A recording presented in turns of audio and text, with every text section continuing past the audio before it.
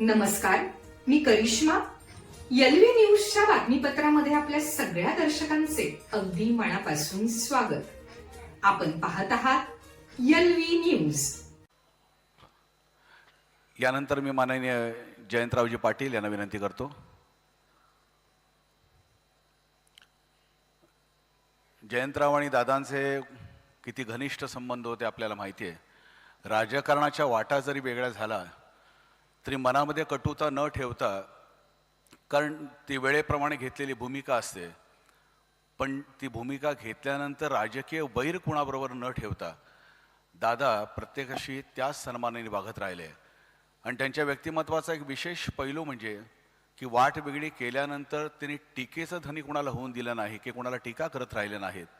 म्हणून जयंतरावांची आणि त्यांची मैत्री अभेद्य होती. आणि त्यानिमित्तानं मी जयंतरावांना विनंती करतो त्यांनी आपल्या सहवेदना व्यक्त कराव्यात.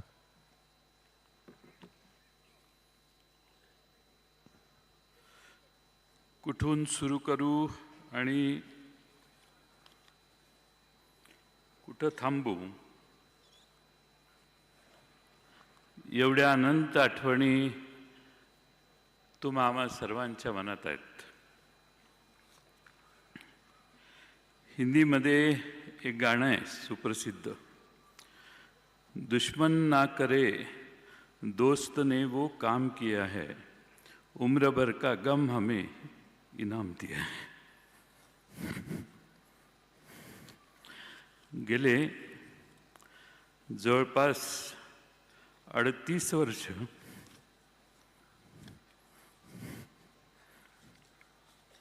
आम्ही एकत्रित काम केलं. क्लासमेट म्हटलं की 10-12 वर्षाची साथ असते, पण मला आठवते 1991 पासून आम्ही विधानसभेच्या एका वर्गात जवळपास शेजारी शेजारी बसायचो. 1914 पासून तर शेजारी बसण्याचे प्रसंग अनेक आले. अनेक पैलू दादांचे आम्ही सगळ्यांनी जवळून पाहिले. माझ्याकडं तर प्रचंड आठवणी आहेत. खुल्या मनाचा, दिलदार मनाचा आणि विरोध करायचा असेल तर ठामपणाने करणारा नेता म्हणून आम्ही अजितदादांना अनुभवलं. राजकारणामध्ये गोड बोलावं लागतं, सर्वांना सांभाळून घ्यावं लागतं, असं मी त्यांना नेहमी सांगायचो. ते म्हणायचे गोड बोलायला मला जमत नाही, ते तुमचा मार्ग आहे, मी जे आहे तेच सांगणार. मग एखाद्या मिटिंगच्या आधी सांगितलं की हे आता अमक्या अमक्या जिल्ह्यातले अमक्या अमक्या तालुक्यातले येत आहेत, थोडं शांतीनं घेऊ आणि नंतर आपण हँडल करू, मला सांगायचे आत्ताच सांगणार मी. एवढा ठामपणा मी महाराष्ट्रातल्या देशातल्या कुठल्याही नेत्यामध्ये आजपर्यंत बघितला नाही. जे असेल ते समोर आणि रोखठोक. आणि म्हणून अजितदादांना दादांच्याबद्दल एक घोषणा असायची, मी मगाशी सांगितलं, एकच वादा अजितदादा. आणि ते खरंच होतं की महाराष्ट्रातल्या सगळीकडं आम्ही जिथं जिथं त्यांच्यावर गेलो, जनतेला ही खात्री असायची आणि म्हणून जनताच घोषणा द्यायची, एकच वादा अजितदादा. अनेक आठवणी त्यांच्या मी आपणाला सांगू शकेन, अनेक मान्यवर बोलणार आहेत, पण माझ्यासारख्या कार्यकर्त्याला वाटतं की अजितदादांचं एक स्वप्न होतं, महाराष्ट्र घडवण्याचं होतं, महाराष्ट्रातलं राजकारण घडवण्याचं होतं. आणि त्यासाठी हळूहळू पुन्हा मैदान तयार करावं, हळूहळू संघटना आणखीन जोरदारपणाने वाढवावी आणि एकसंघपणाने या मैदानात अधिक ताकदीनं काम करावं, हे दादांचं स्वप्न होतं. आणि हे स्वप्न पाहत असतानाच नियतीने मोठा घात केला. मी दादांना फार जवळून पाहिलं अलीकडच्या काळात. प्रचंड महत्त्वाकांक्षी आणि कुठल्याही आव्हानाला तोंड देण्याची मानसिकता असणारे दादा मी फार जवळून बघितले. आणि म्हणून आज मला म्हणावं लागतंय की प्रचंड मोठ्या महत्त्वाकांक्षेची राख रांगोळी त्या अपघाताने झाली. आज अजित पर्वाचा अस्त झाला असं म्हटलं तर वावगं ठरणार नाही. खरं म्हणजे वाऱ्यासारखा महाराष्ट्रभर फिरणारा दादा एका क्षणात शांत कसा झाला हे आजही महाराष्ट्राला कोडं आहे.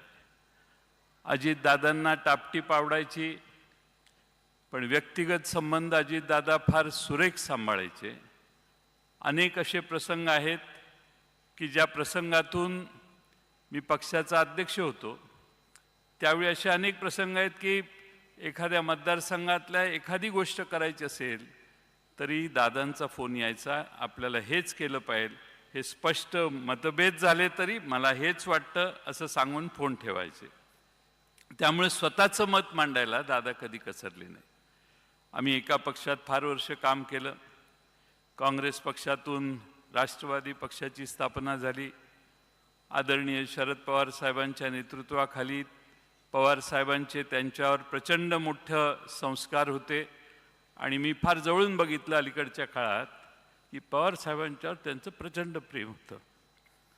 आज खरं म्हणजे पवार साहेबांचा, मी तर म्हणेन आजही पवार साहेबांचा हुकमी एक्का अजित पवारच होते.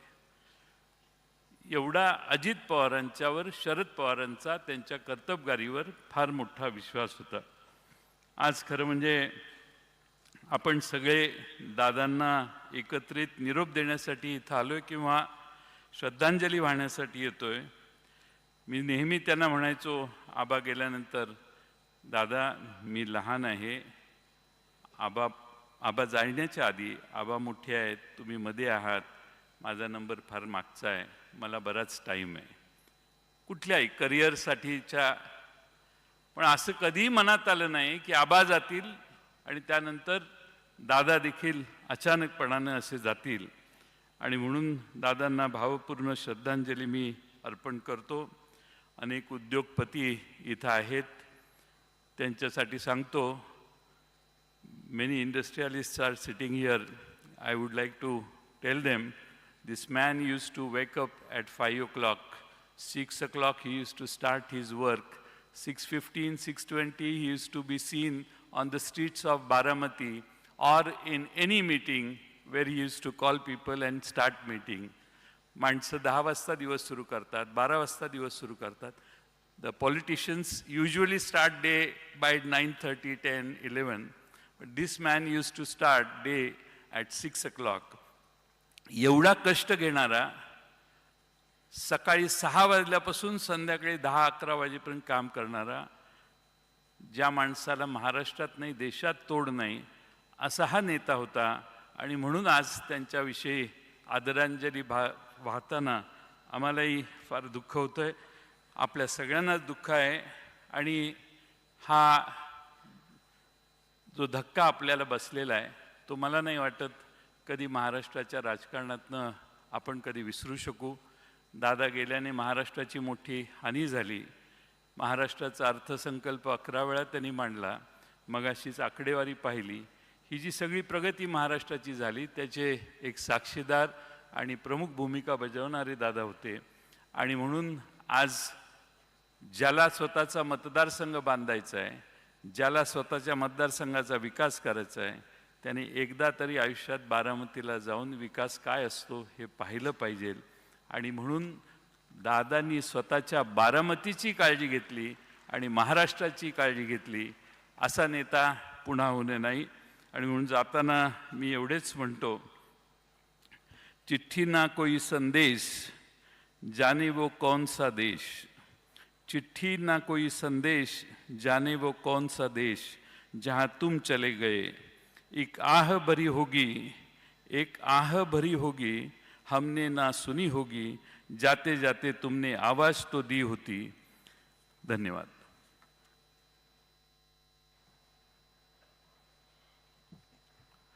दादांबद्दल बोलायचं झालं तर जाणीवेच्या प्रतिबिंबातून कुणीतरी निहाळत चालू घडामोडींचे अपडेट्स जाणून घेण्यासाठी आपल्या एलव्ही न्यूज चॅनलला सबस्क्राईब जरूर करा, लाईक करा, शेअर करा व कमेंट देखील करा.